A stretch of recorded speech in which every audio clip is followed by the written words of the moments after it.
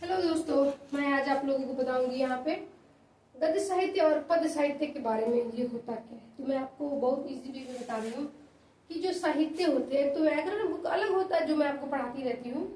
उसमें व्याकरण को पढ़ाने का तरीका वगैरह कैसे होता है, भाषा को पढ़ाने का वो है। लेकिन ये गद्य और पद है। गद्य साहित्य वो होता है जिसमें हम पत्र लिखते हैं, लेख लिखते हैं, निबंध लिखते हैं, कथा, कहानी, स्मरण, नाटक, उपन्यास, रिपोर्टाज, रेखा चित्र, जीवनी और आत्मकथा, ये सब गद्य साहित्य में होता है। जैसे कि पत्र हो गया, कोई भी अनौपचारिक पत्र हो जाता है, चाहे लेख जो हम लोग लेख लिखते हैं, निबंध हो गया किसी के ऊपर वो हो जाता है, फिर कथा कोई भी कहानी कथा वगैरह सुना देते हैं, और कहानी जो कहानी होता है, संस्मरण जो कोई भी चीज जो यादें होती हैं, यादें जो याद को बैठ के हम लिखने लगते हैं वो हो जाता है। फिर नाटक कोई भी नाटक, फिर उपन्यास, उपन्यास कोई भी चीज जो हम लोग लिखते वगैरह है।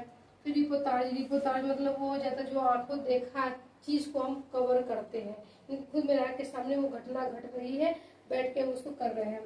फिर रेखा चित्र जो कम समय में उसको सुंदर तरीके से समझा देता है। फिर जीवनी यानी किसी दूसरे की जीवनी कोई दूसरा लिख रहा है तो उसको कहते हैं जीवनी। फिर ये आत्मकथा जो खुद की आत्मकथा, जैसे कि मेरी कोई आत्मकथा बचपन से है बहुत सारी, उसको हम बैठ के अपने खुद से स्वयं से लिखते हैं, उसको कहते हैं आत्मकथा। ठीक, आप ये जान लीजिए कि जो गद्य होता है ये इतने सारे उसमें प्रयोग किए जाते हैं।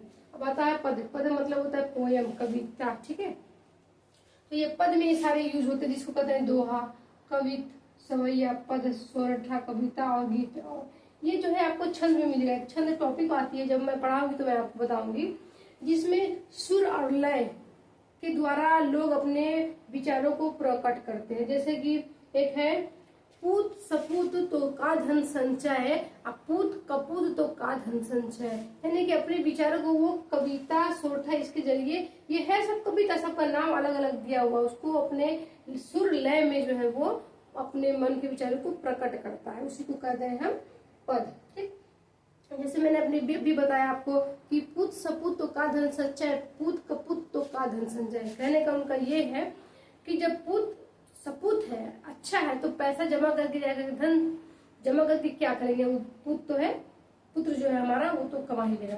फिर कहता है पूत सपूत, पुत जो है नहीं सॉरी पूत कपूत है, यानी कि कपूत है, अगर बेटा खराब है आपका तो फिर पैसा जमा करके क्या करेंगे, चाहे कोई भी चीज धन अर्जन करके क्या करेंगे, वो तो उसको बर्बादी कर देता है। ठीक, तो ये यानी कि अपने मन के विचारों को यहाँ पे कहानी, चाहे आत्मकथा, चाहे जीवनी के द्वारा बताया जाता है, और यहाँ पे पोयम के द्वारा। ठीक, बस यही इसमें दोनों में अंतर है। ठीक है, तो साहित्य के दो भाग होते हैं, एक होता है गद्य और एक होता है पद। गद्य में कहानी वगैरह होता है और पद में पोयम यानी कि कविता वगैरह होता है। ठीक, अगर आपको कोई भी टॉपिक मुझसे पढ़नी है अच्छे से तो मुझे आप जो है कमेंट करके बता सकते हैं। अभी मेरा समर वेकेशन चल रहा है, मैं आपको अच्छे तरीके से पढ़ा सकती हूँ और टाइम निकाल करके। ठीक है, so thank you, thanks for watching and please subscribe my channel.